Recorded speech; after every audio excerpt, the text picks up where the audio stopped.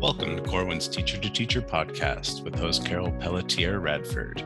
Carol is an experienced classroom teacher, university educator, founder of mentoringinAction.com, and author of 4 best-selling professional books for teachers.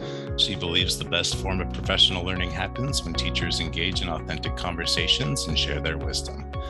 In every episode, Carol and her guests share stories about pivotal moments in their careers, successful classroom strategies, and personal actions they take to minimize stress and stay healthy. The Teacher to Teacher podcast is a place to engage in authentic conversation and reflection with experienced educators. We hope these conversations will energize you, keep you inspired, and remind you why you chose to become a teacher. Hello, welcome to the Teacher to Teacher podcast, Sharing Our Wisdom, with our host, Carol Radford. I am Tori Bachman, a Corwin editor and co-organizer of this podcast, which we've created for teachers at all levels who are searching for practical wisdom that they can use in their classrooms. We believe we're all constantly learning, and we're learning together. To share their wisdom today, I'm excited to bring you 2 teacher guests who have broad experience and very interesting backgrounds. We have Gravity Goldberg and Chandra Joseph-Lacet. I'll introduce them to you now. Gravity Goldberg is an international educational consultant and the author of 9 books on teaching, including her most recent title, Active Learning, 40 Teaching Methods to Engage Students in Every Class and Every Subject, which was published by Corwin in 2023. Gravity has over 20 years of teaching experience, including positions as a science teacher, a reading specialist, 3rd grade teacher, special educator, literacy coach, staff developer, assistant professor, educational consultant, and Gravity's a yoga teacher. Hi, Gravity. We're happy to have you here today. Thanks for being with us. Thank you, Tori. And Chandra Joseph-Lacet has been in the field of education for 28 years in a variety of capacities, including classroom teacher, special education teacher, literacy coach, special education coordinator, and assistant principal. Currently, Chandra is a new teacher developer with the Boston Public Schools, where she works with novice teachers and other teacher mentors to support and elevate new teacher practice. At her core, Chandra firmly believes that just as every student deserves high-quality teachers, every teacher deserves high-quality coaching and support for continued growth and development. Chandra is also one of the educators who is featured in Carol's recent book, When I Started Teaching, I Wish I Had Known, Weekly Wisdom for Beginning Teachers.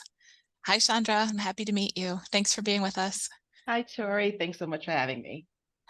So as you have heard, these teachers have vast experience and lots of wisdom to share. So I'm going to turn this over to Carol now to start the conversation. Welcome. I just want to say, wow, look at the expertise that we have on our episode today. And I'm just grateful that you both could squeeze this in and share your wisdom with listeners who are from beginning teachers to experienced teachers. So I like to begin each episode with your story. I think stories are underrated. We don't share them enough. And I think the power in going back to that why we chose to become teachers is an important way to always begin these conversations. So Chandra, did you know you always wanted to be a teacher? And what was that first moment? And where did you teach? And how did that happen? And then how'd you end up being a new teacher developer? In 1 minute or less. No, I'm just kidding. I'm just kidding. Did I always know I wanted to be a teacher? Absolutely not. I was No? not one of those. Absolutely not. It wasn't even in the horizon. I absolutely was going to be an attorney. Oh, I can see that skill being very useful as a teacher as well. Actually, yes, it was. But I quickly realized that law school was not for me. My idea was I was going to save the world, through the legal system, high hopes of changing the system and, social justice. And I quickly found that the legal field is pretty confining and a lot more complicated and not as people focused as I really wanted it to be. And so I actually started education in higher education. and I worked in bunch of student affairs offices and found myself working in a student activities office and working with a lot of adult learners who just didn't have the preparation that they actually needed for college. And so what they ended up doing was taking a whole lot of remedial courses and of course not getting the credits for it. And I would help them with, their writing and their math, and I loved it.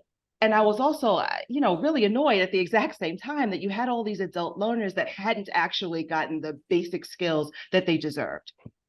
And they had actually come up through our public school system. And so I was talking to my sister-in-law one day, who was a long-term teacher, and she's like, you know what you need to do? And I was like, what? And she's like, you need to teach. I said, I'm sorry, come again, say what? And she said, yeah, why don't you come to my classroom, hang out, volunteer?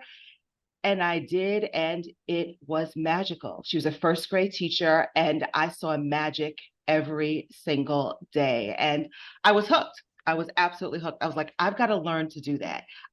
That's what I need to do.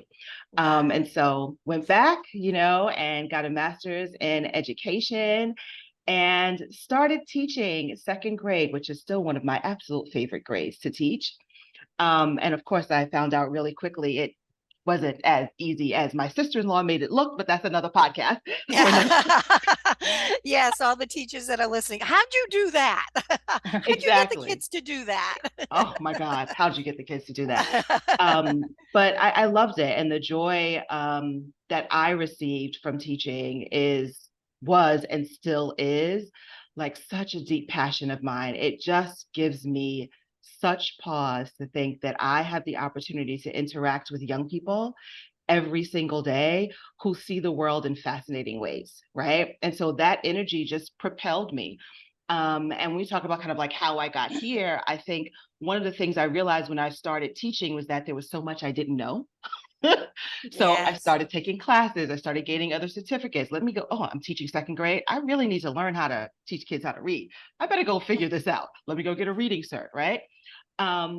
And I found myself, as I became a veteran teacher, whatever that means at this point, was that I realized that I always had people along the way who were mentoring me kind of informally, and I wanted to be that person for other folks. And so even before I became a new teacher developer, whenever new folks came into the school, I always was kind of like, let me show you where this is. How can I ask that any questions that you have, I'm glad to answer.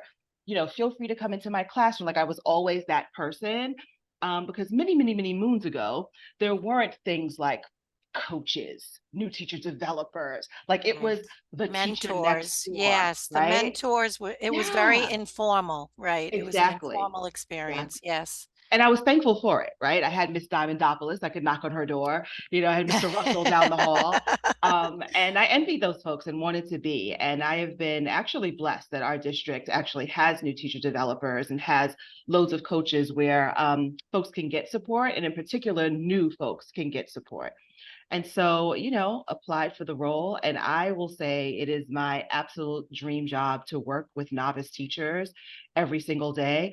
And yes, I help and I support them, but let me tell you, the energy they give me, I just cannot tell you. They reinvigorate me every single year. And I think it's one of the things that's actually kept me in teaching is having that opportunity to work with folks who are new and come in with fresh ideas and questions and fresh eyes and inquiry. It's exhilarating. Yes, I can hear it. Oh my God, you're in your passion right now. Thank you, Chandra, for sharing that. And I know the listeners are. I'm having goosebumps. I'm like, I want her to be my coach.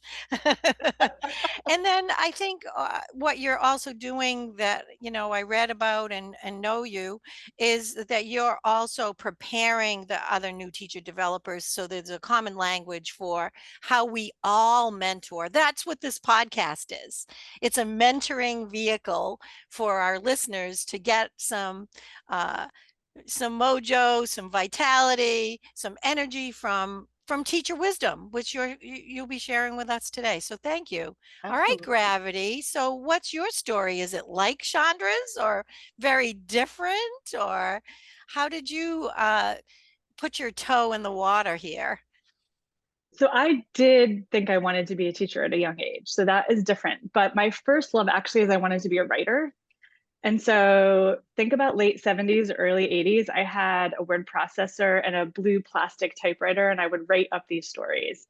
And so the reason I think I wanted to be a teacher was because I had a little old school family who said, "Oh, do you want to be a nurse or a teacher?" as a female. And no one in my family, especially no woman, had gone to college. So the fact that I had that aspiration was a big deal. And I sort of had two tracks given to me.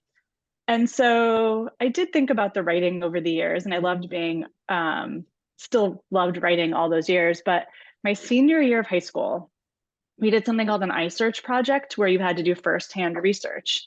And I heard there was this new first grade teacher in the district who was teaching first graders to act like writers when writing workshop was brand new.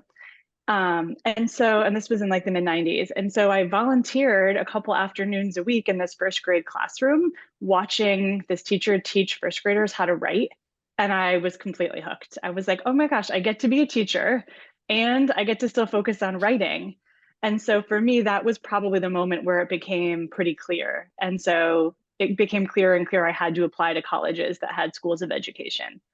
And then when I got there, I just couldn't decide if I wanted to be a high school secondary teacher and focus on the writing or the elementary. So like Chandra, I kind of got all the certs because I couldn't decide. And that's why I've taught so many different things. But I've always loved teaching and learning, and I've always loved writing. And then I thought I would stay in the classroom forever, but there was this point in time where maybe unlike you two in your stories, I had coaches from my first year teaching. I was a Boston public school teacher too, actually, when I started. And we were a site that had coaching in the year 2000. We started with coaches. And so I had 3 different coaches, math and literacy coaches working with me. And I really saw the benefit of that. I grew so much as a teacher. And so for me, I decided I wanted to go be a professor because I also liked working with adults and with teachers. And to make a very long story short, did the whole doctorate, became a professor, and missed being in classrooms so terribly that did not last long. And then instead, I decided to continue to work and support teachers just in sort of my own way. So every day I'm still in classrooms, every day still working with kids and students and teachers, but in a more consultant supportive way. And feel like for me, that's the best. I get to write, I get to teach, I get to work with adults, I get to coach. Pinch me, I'm so excited I get to do all the things that I love. Look at this excitement. So Yeah. It's so interesting that the two of you, this teacher to teacher podcast, it's like a little magic relationship here, that you saw first graders as inspiring you. And then I always wanted to be a teacher myself too. I think I like just bossing people around because I was the oldest in my family and always wanted to be that teacher. And like you both, I went on to do the higher ed and the doctorate and all of that because I felt that we needed to capture that wisdom to get the next generation of teachers to have. We don't need to reinvent the wheel every cycle, every cohort of teachers. So I feel that this podcast and the 3 of us in this conversation is going to cull out some of that wisdom for us today. And you were Boston Public School teacher, Gravity, and Chandra's a Boston. I know. And I'm also a yoga teacher. I did the yoga teacher because I thought I was going to get away from supporting teachers because I'd done it for like 40 years. And I'm like, know what? I'm just going to do something different. I'm going to do yoga teacher training. I could not get away. I'm a teacher geek. That's what I call myself. It's like, I love teachers. I love helping teachers. That's my thing. And like Chandra said, I get a lot of energy from the teachers who are in the classrooms. And I think what we're all trying to do is transform education for students by supporting novice teachers and their mentors.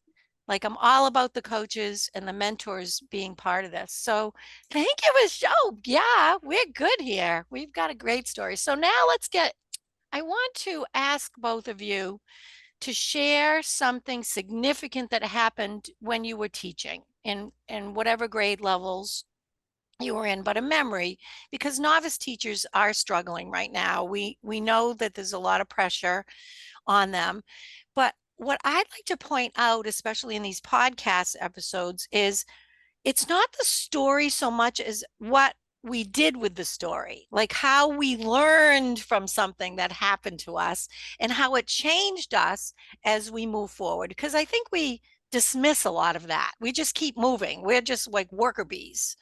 And the reflection is so important. So, Chandra, what's a memory, a story that's so significant to you that it pops up when someone asks you about your growth as a teacher? When did you grow from something that happened? Oh, so much growth over the years, but what really stands out for me, and particularly in the early years, is when I spent all Sunday planning and crying and stressed out. And then replanning every Monday, every Tuesday, every Wednesday, right? And this went on for like weeks and months. And I just got to the point where I'm like, this is just not sustainable. I'm clearly just not good enough. Like, yeah, I've got the degrees, I've, got the master's degree, went to teacher ed, I've got the enthusiasm, I love my kids, but I'm not good enough. And I just kept feeling I'm not good enough. I'm not going to do it. And so, there was a point in time where I said to my husband, listen, you just need to come into my classroom, roll up this rug, and I'm just going to leave. I can't do this anymore. And he's like, okay. He just listen. Okay. Roll up the rug. Let's get on out of here. And, I went to my principal and I said, I'm so sorry. I really thought I could do this. And I just can't. It was a Friday and I'm like, I'm not coming back. And he looks at me and he goes, all right, Chandra, I'll see you Monday. What? He didn't even listen to you? He didn't even listen to me. And I'm like, no, I'm sorry. I don't think you heard me. Like, I really can't do this. I'm not. He said, I'll see you Monday. And when you come back on Monday, I need you to bring the Chandra that I hired with you, because she is amazing and she is confident and she can do this job. And I know because I hired her. So I'll see you Monday and bring that Chandra with you. Changed my life. Like, after I got over the fact that I thought he was crazy, but went home over the weekend and really, really thought about what he was saying, right? I mean, my confidence had just been jacked up, right? Really feeling completely overwhelmed by this thing called teaching, trying to do it all, trying to be the best, trying to be the most prepared, try all of those things, right? That we're told, that we believe, whatever. I'm just being overwhelmed by it. But having my principal have the confidence in me that I didn't see in myself at that point made a huge, huge difference. Having colleagues around me that supported me and that said, listen, you wouldn't be here if you couldn't do this. Yeah, it's hard, but yeah, you can do this. You're doing all right. You're doing all right. I mean, that was wildly significant. And so that stays with me all the time as I continue to grow as a teacher and a professional, but also as I talk to novice teachers. Yeah, you're doing all right. Yep, it's hard. You're right. You've done hard things before. Let's get some help. Let's get some support, but you're going to be able to do this. And you don't have to do it alone. There's always support around you. For me, I had my principal, I had other teachers. You may have a mentor, you may have an NTD like me, but there are folks, and you do not have to do it alone. Please don't stay in your classroom thinking you've got to figure this out by yourself. You don't. We are a village. It is all about being a we haul, not a you haul.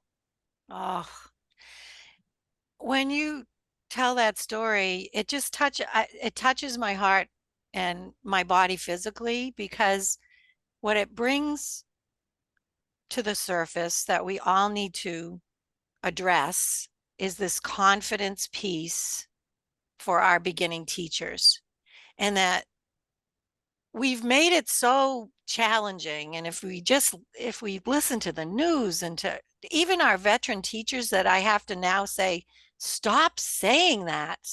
Stop telling people not to go into teaching. We need these teachers. We need people in this profession. And yet, because our experienced legacy teachers suffer too, we just perpetuate it. And that's what brings that confidence down. And I always see that connection between competence and confidence. And the competence does bring confidence, but sometimes the confidence is going to influence the competence. And that's what your principal did for you. And wow, what was his name or her name? Who was the principal that said that? Jim Carlutzis, long time retired, but he was just amazing. And he did it like, and then walked away. Yeah. Like just he like, knew. I'm no nonsense. No, That's you're right. coming Like, back. get it together. I'm not Get it even together. like listening to you. Exactly. So then you got into the place of that energy, see that physicality of when you were interviewing, you had to see yourself in that seat saying, I need this, who you were when you were interviewing. That's who he hired. Exactly. Wow. Exactly. Like remembering who you are and why you're Yes. doing what you're doing. You have the stuff. That stuff Yes. didn't leave you because it got hard and you're actually in it. That stuff Right. is still there.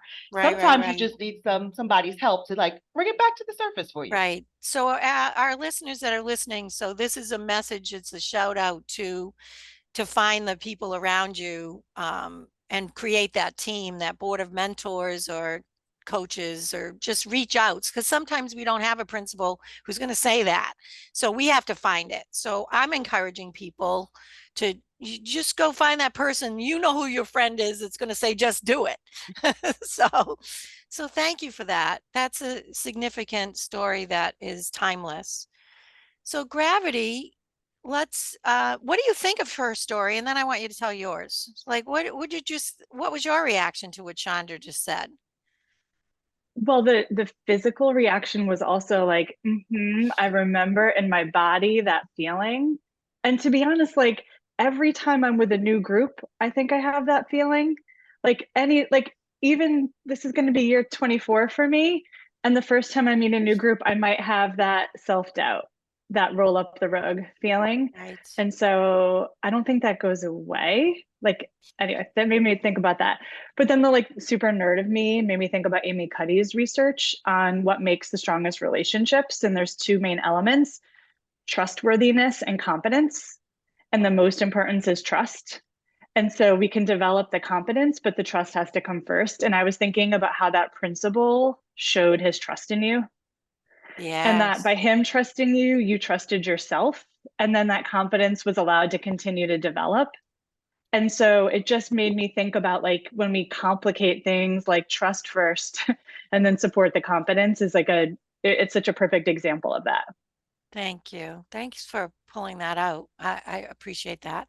So what shows up for you as something significant that changed the way you look at things as a teacher and writer and supporter of teachers?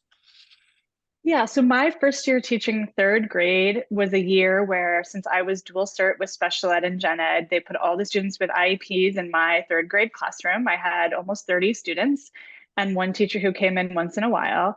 And I was brand new to teaching an elementary grade like that. And I had no idea what to do when students quote unquote misbehaved. And there was a lot of quote unquote misbehavior going on. There was, dangerous things like people throwing things, there were crying, there were fits, there were refusals, there was arguments. It was not a safe place. And so my principal, who was in everybody's room, I had an amazing principal every week, suggested that I create a behavior management chart because she had seen my colleagues down the hallway using public behavior management charts. And so I immediately that afternoon went and copied what I saw my colleagues doing and put up a color-coded system that was very public. And I watched, after I explained it to my students, the behaviors escalate. So instead of them getting better, there was more anger, more maybe grief, more what now I know is maybe trauma responses. I had no idea that's what was happening at the time, more shame coming up in the classroom. And so after a few weeks of this, I just went to my principal and said, like, this is not working. Is there another way I could approach this? And so I did some research and she supported and paid for me to go to some other training to understand. And in the training that I went to, they talked about behavior as communication and an unmet need.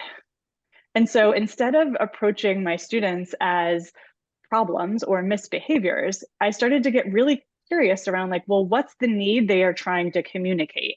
And how can I create proactively the kinds of supports that they need?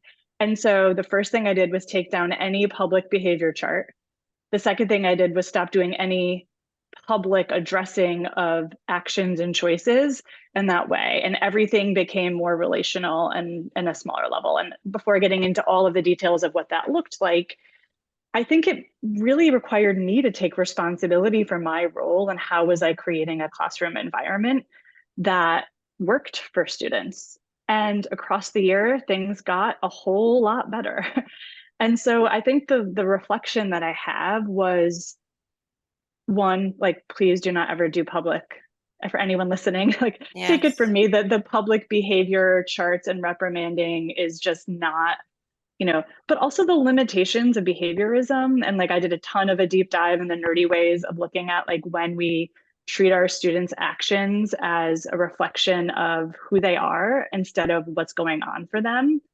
To think about instead, like Dr. Perry's work around like what happened to you, what do you need, and how can I offer that to you, really changed everything. And so I think about that as I work with adults, because sometimes the adult behaviors are hard too, to be honest. Sometimes it's my colleagues, sometimes it might even be me, like that all of us are just trying to communicate an unmet need. And so how do I bring that lens into the interactions and not take it so personally then? To see like, how can I be what you need? I think you're really introducing an important dynamic. And I'm glad you made that shift to the adults, because this podcast is teacher to teacher and it's our wisdom.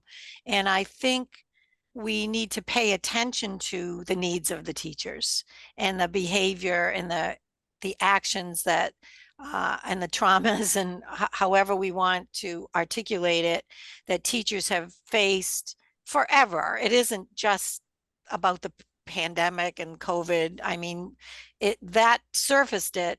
And I think we were able to see how important teachers are through that.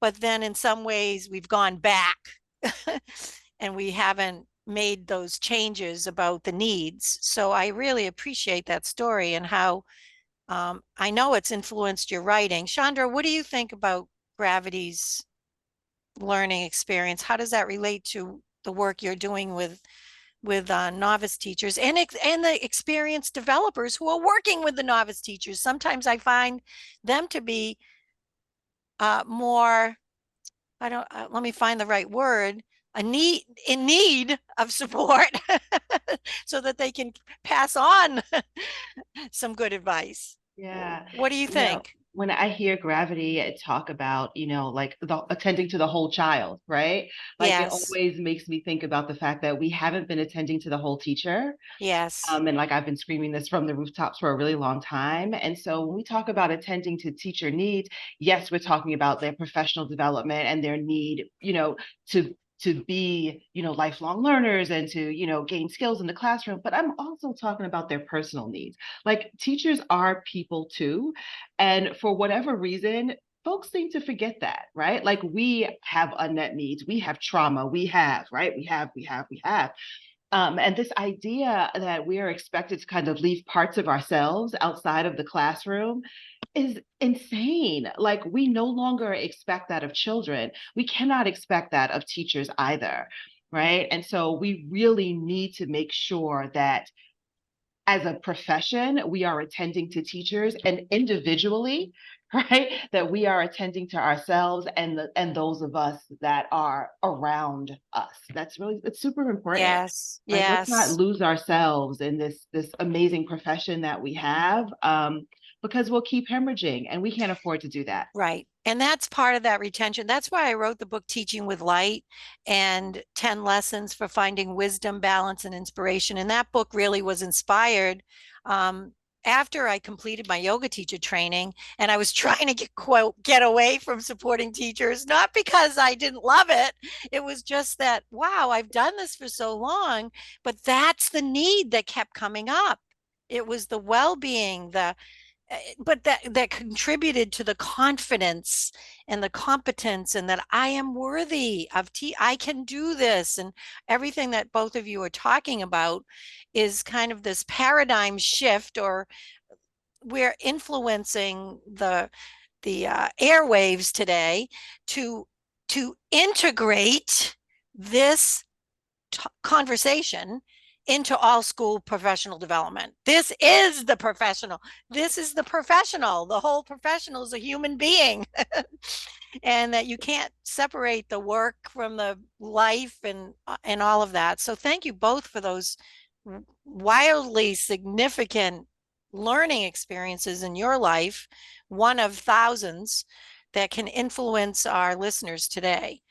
So now I'd like to get practical, because our listening audience does like to have some practical takeaway tips. And since you're both very wise and you've written things and had lots of podcasts, let's give them something, right?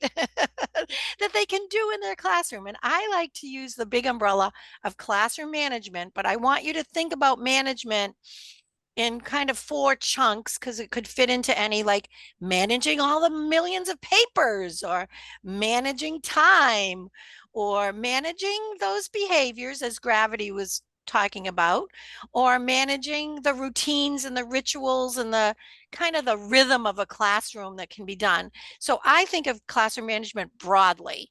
So do you have a tip, something you did that worked in any of those categories? Chandra, what worked for you? You've taught for a while. Yeah, and I like to think of classroom management as creating community, right? Like Okay. that's number one. Gravity talked earlier about building relationships, and it starts from the very start. And I know everybody says build relationships, build relationships. Right. Yes, and some of the stuff is really simple.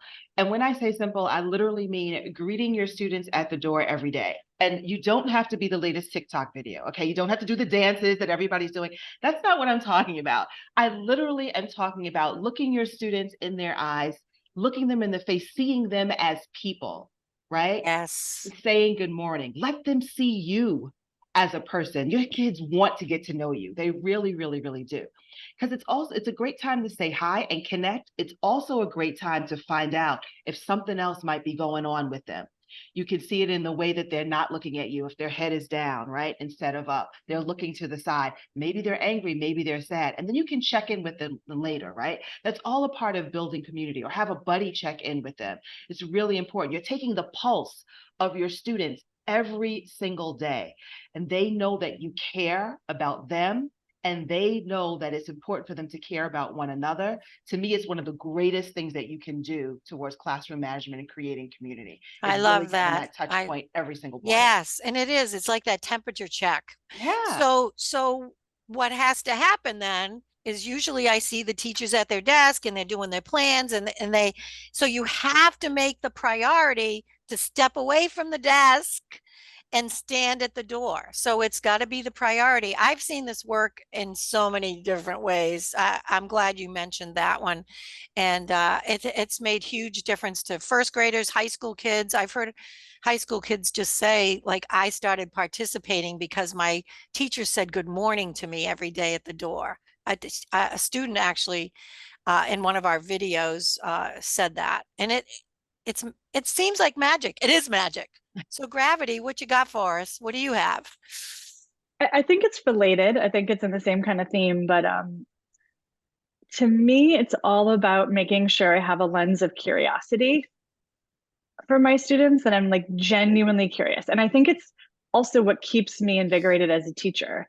Is the scariest part about teaching is asking a question and having no idea what the student is going to say. But that's also the best part about teaching, is I have no idea what they're going to say.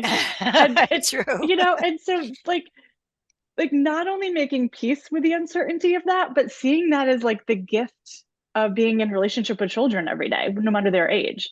And so like, here are just 3 ways, but like, if you consciously say like, how can I bring more curiosity for these students or colleagues, right? At any level. Like, one is making time to have one-on-one conversations or conferences with students. It doesn't have to be every day. I know that's unrealistic, but like every week, can I sit down for a couple minutes one-on-one with students? Not in a formal assessment, but in a like, I want to know how you are doing and how it's going. Like, a second part of that would be, when I'm asking students questions, to make sure they are genuine questions, meaning not questions I already know the answer to. It's not an oral quiz. Like, I genuinely have no idea what you're going to say after I ask it. So that might sound something like, what are you struggling with right now? What are you excited about? What's a goal that you have? What have you tried so far? How can I be a partner in your learning for you? You know, what resources would be helpful? How's it going? Right? Like these, you know, I have no idea what they're going to say after those. And just asking the questions, I notice that students are more curious about themselves because they know I'm going to ask those sort of questions. They start to self-ask those questions right along the way. And then I think a third way I bring curiosity into the classroom with students is to make sure feedback is happening in both ways. That I'm giving feedback, but I'm also asking for feedback. So that might look like Google Forms, that might look like exit tickets, that might be really informal, like 1 to 3, how are things going? Hold up a finger right now. There's just lots of ways that I'm asking. It could be a do now where we reflect and on a Jamboard together, but that I'm making sure that I'm getting the feedback from the students to inform what's happening in our classroom. And the benefit of the curiosity is like, I always feel fresh as a teacher because I'm reminded I am teaching these humans, right? And I think the other part of it is students are willing to show up, right? They feel like I'm seeing them, that I want to know them, right? I think about Oprah saying that like she interviewed 10,000 people, and no matter whether it was Beyonce or someone on death row or anyone in between, that like every single person wanted to know at the end of their interview, like, how did it go? Like, do you see me? Did you hear me? Like, do I matter? And Yes, so I I think love about that. those 3 questions every day. Did I see you? Did I hear you? Did I make sure I showed you you matter? So both of your suggestions really do relate because it starts with that temperature check of the eye contact and the physical welcome, and then all this curiosity. And I love that, Gravity, you're giving us some options so our listeners can just like pick one and do it. And you don't have to do it every day. And as you were speaking, you reminded me, I taught 5th grade for over 20 years and I loved it. And I didn't leave because I didn't love doing it. I left because I was drawn to this desire to work with the young adults that chose to be teachers. But you reminded me of something that I did and that I've forgotten about that really helped build a community. And I started teaching the kids how to give compliments to each other, and just the compliments. So I started with just coming from me, and then I quickly realized that to build a community, as Chandra was talking about, is I had to teach them how to do it. So then they had to be more aware. And at the end of the day, and it wasn't everybody every day, it was just like, oh, who has a compliment for somebody today? And then I modeled it. And then it was so interesting to hear someone say, I'd like to compliment Gravity for helping me with my math. And my heart would, you get a physical reaction when you hear that. But we had to teach the student accepting the compliment to say thank you. And that physical reaction, that thank you, is a physical reaction as well.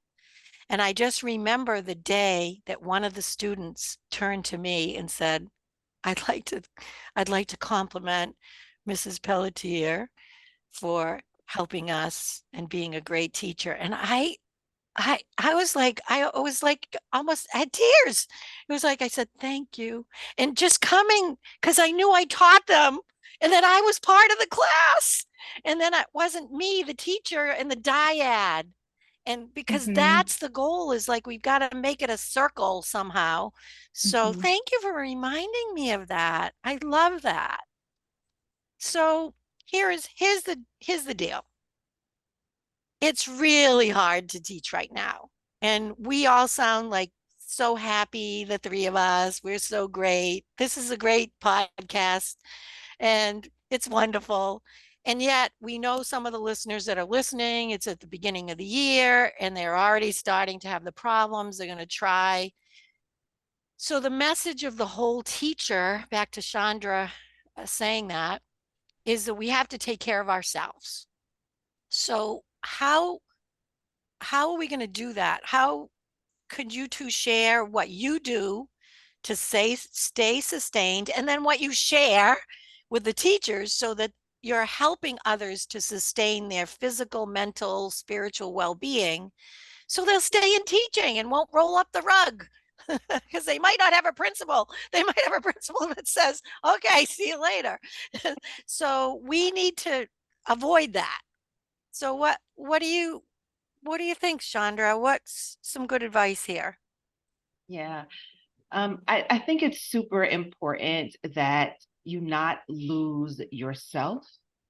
And so you really have to hold on to what's important to you and what you're passionate about. One of the things that I ask teachers every single day when I go into classrooms, before I even want to talk about your lesson, what have you done good for yourself this week? Right?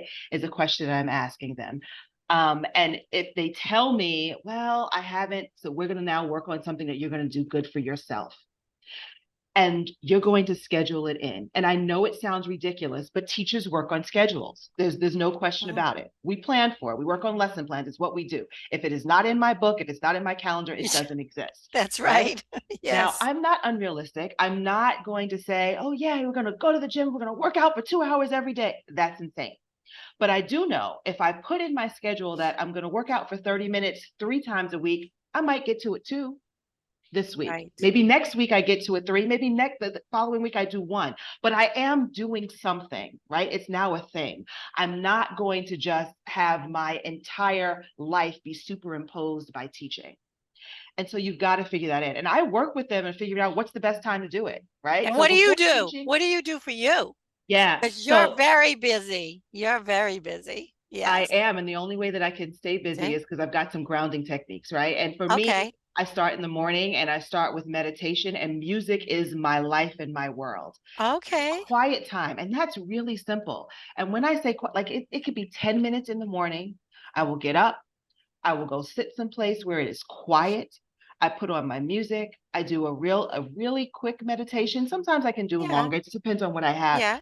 And I just get into myself and recenter myself, right? Because there's a lot of crazy going on, not just in teaching, but in the world. Right. And so you've got to block out all of that noise. Yes. Right. Yes. And get and recenter yourself and calm yourself down. Yay. Deep breathing every single day. I do it every single morning. And then there are times in the day when I need to do that too, right? Yeah, sure. In the day Yes. where I just need to stop for a few minutes, and it doesn't have to be elaborate. It literally can be a few minutes, and I just need to do some deep breathing. I might take a walk around a school. People will see me doing laps around a school, literally, because physically I need to move, right? We talk about kids need to physically, I need to move, and I need to remove myself from this work that we call teaching for a few minutes and just be human. Yes. Yes. I love what you're saying. And I think what I want to underscore is doing the thing you love. It's like, don't do the gym if you hate the gym because you think you should do the gym. Exactly. I love the idea of the music. I'm going to do the music because I love music too. It's just like put on something for 10 minutes and dance around the kitchen or whatever. But I think that's the key. It's that finding what we love to do, and then we'll do it. Then we'll do it. I love that. All right, Gravity. For me, I think something I learned in my early 20s that I try to still do on a daily basis is be really clear on what I do and don't have control over, and focus on what I do have control over. And listening today, everything that we're talking about are things we actually have control over, right? And so like lamenting, venting, being angry, having conversations in my head or out loud about things I have no control over, like the hours of my workday, or what a parent did, or what a colleague said, or something in the curriculum that was handed to me, or like I don't have control over any of those things. So spending my mental energy on that is a complete waste of time. So instead, when I notice myself being triggered in any way, or just like having that internal monologue, to ask myself, like, do I have any control over this? If not, like, let it go. Okay. And just I think saying it does it. Yeah, it does it. Yes. And so I feel like I'm often in professional meetings, sometimes saying, all right, we got a chance to vent. We have no control over that. Like, let's table that and talk about something we do have control over: how we show up, how we frame our work with students, how we feel. Like we have control over lots of things, like put our attention there. And I think there's like a practical tip I want to offer around that. Like one of the most important things we have control over is how we feel as teachers. It might not always feel like that, but we do. And so I'm going to talk about Amy Cuddy. I mentioned her twice here in this, but her research talks about how to feel personally powerful. We know there's no such thing as empowering somebody else. That's actually comes from a very top-down patriarchal notion of empowerment, that like personal power is like something that you feel internally within yourself, and that you can actually prime your brain to feel personally powerful. And so one of the ways that we do that is by simply thinking about something or visualizing a time in your life where you felt powerful. And so for me, before I go into any situation that feels in some ways like I need to really tap into my personal power here, like teaching, presenting, having a hard conversation, I think about a time that I felt powerful for 20 to 30 seconds, visualize it, envision it, and that primes my whole nervous system and body to feel that way. The other thing Amy Cuddy talks about is like the Wonder Woman pose. Like your physicality is also, we're all doing it on the screen and no one can see it because this is audio, but the Wonder Woman pose is like the physical posture you carry helps you to also feel powerful. So you will often find me standing in a woman pose, taking a moment, picturing a time I felt powerful. It doesn't have to be education related at all before I show up. And I think like this is a gift to myself and my students and something that I have total control over. I love it. And I think one thing that's kind of happened in this podcast episode, even as we're talking about serious things, is we've been laughing.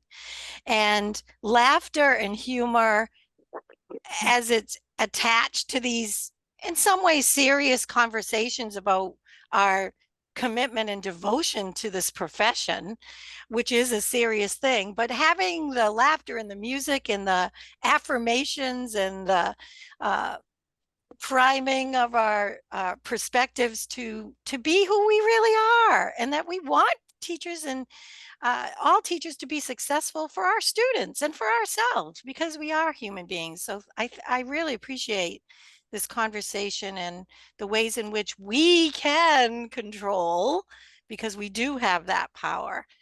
So I want to just before we close up, I want to talk a little bit about your books, Gravity, and Chandra. You have a podcast, and you were in my book. So let's just pivot to resources and ways that we can continue to support teachers. Gravity, why don't you just continue with your 2 books that you'd like to share with us today, and why you wrote them and how they're helpful to us, why we need these books. Yeah, in 2018, I wrote a book called Teach Like Yourself. I'm going to repeat that title, Teach Like Yourself. I love that title. I think that I can't even say I took credit for it. I didn't come up with it. But I think that the reason I want to talk about that book is 2018, teachers needed to hear that message. 2023, teachers really need to hear that message, that you don't need to be fill in the blank, whatever other teach like a, right? That you need to be yourself.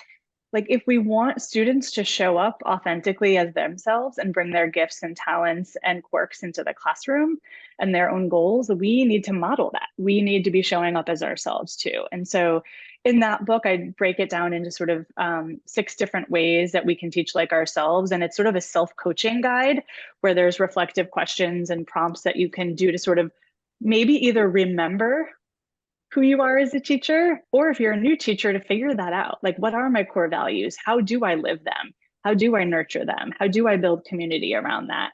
How do I take care of myself? And so that's one of the books. That's really more about finding your really clear why as a teacher.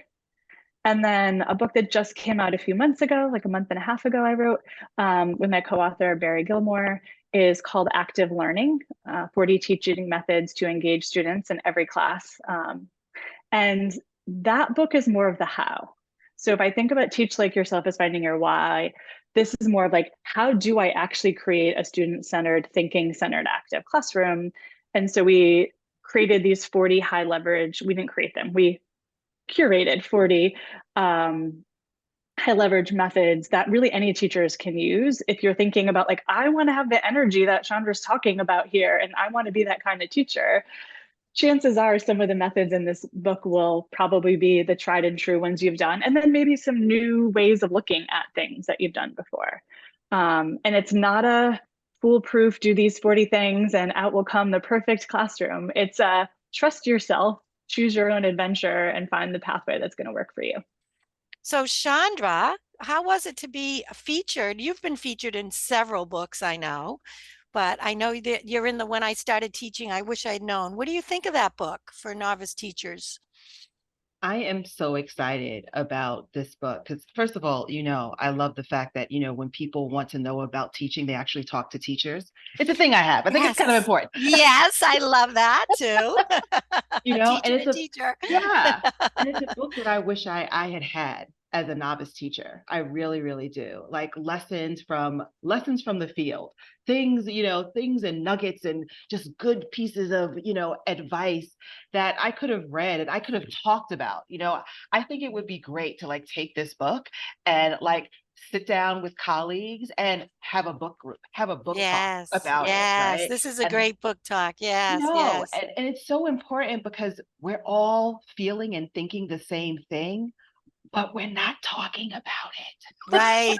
So So you think you're the we're only putting it out one. there. We're putting it Yes. out there. All Yes. And right. it's okay to feel what you feel. Like this whole idea that, oh, you love teaching and it's hard and it's tiring. And yep, it sure is, right? For Yes. somebody to say that, go, it's not just Yes. me.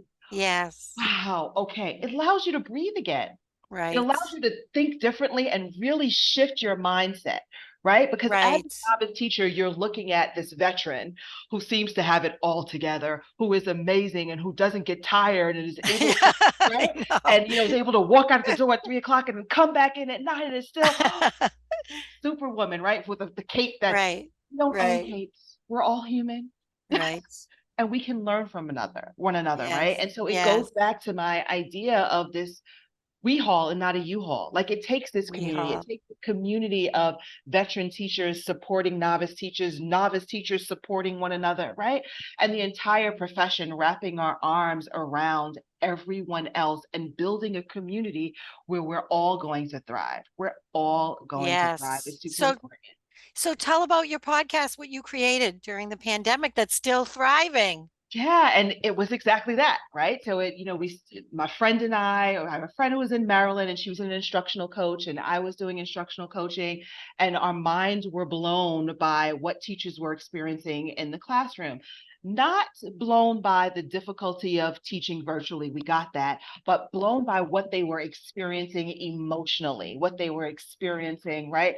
Physically themselves, and how nobody seemed to really be talking about that with teachers.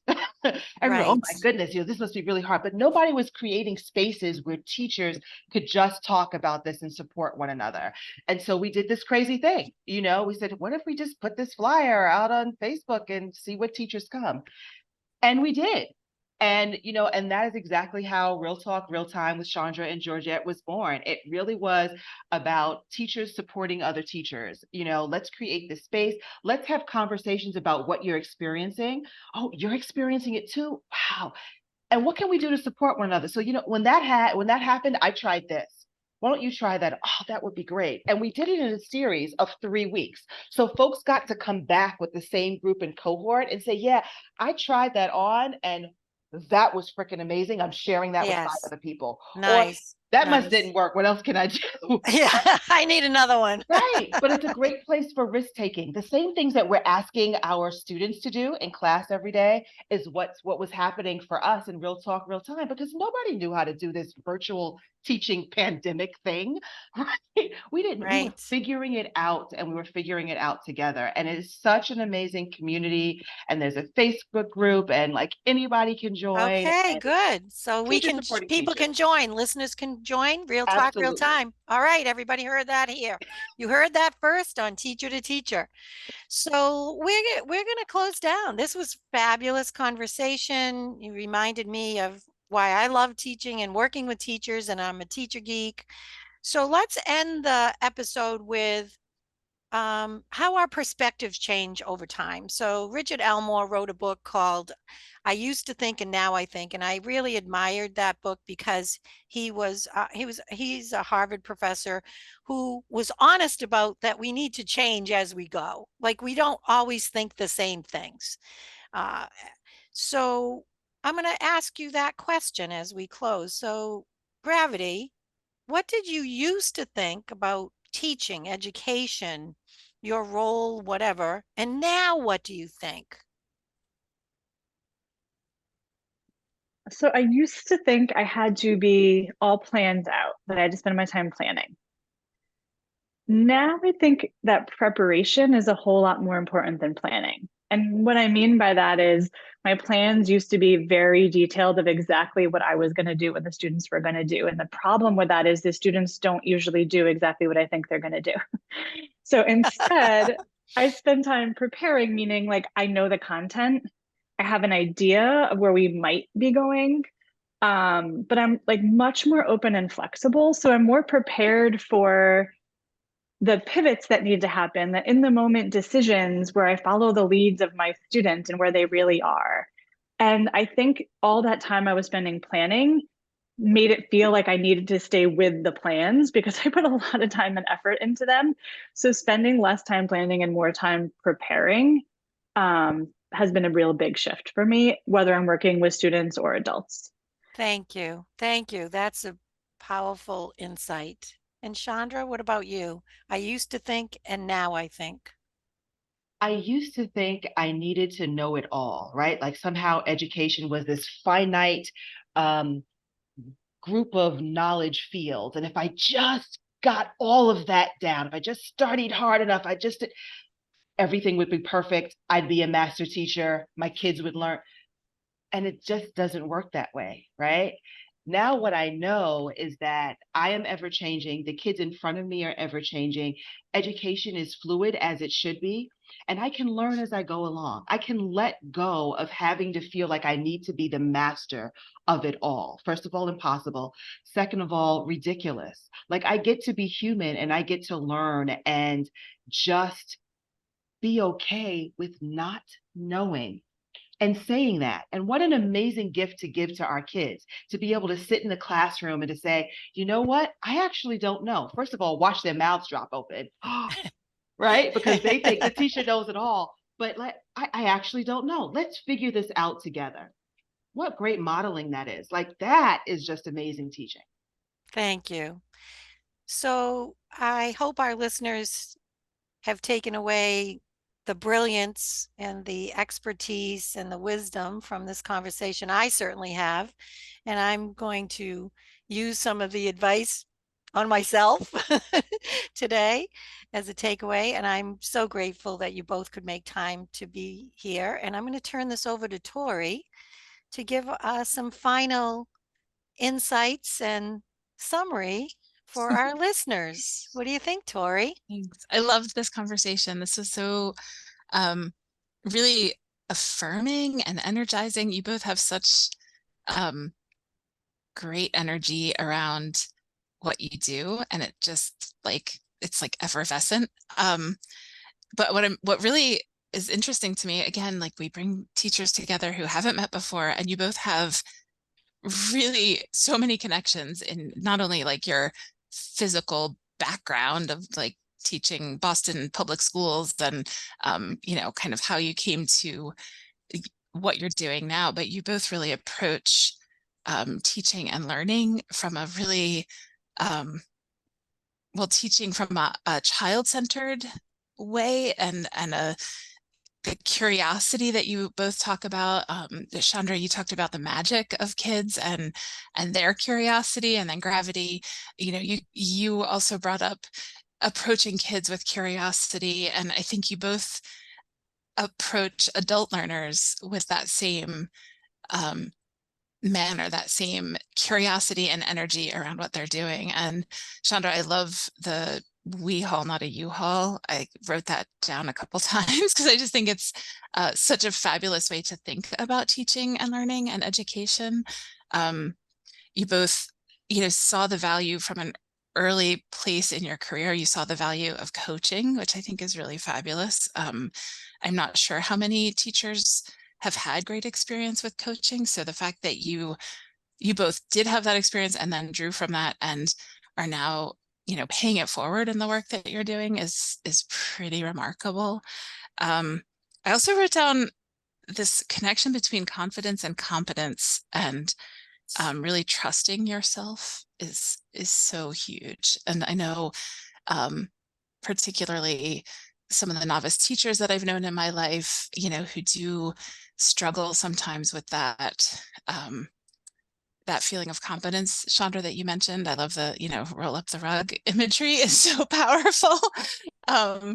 But just really knowing, trusting yourself, knowing that you've got it in you to be a great teacher, and that tomorrow's a new day and you can draw on the wisdom of the folks around you and even the wisdom of the kids in front of you. I mean, how wonderful to look at your classroom as a place of mutual learning is so great. I mean, so many. I have a lot of takeaways from this. So thank you for just sharing your experience and your wisdom and your big hearts.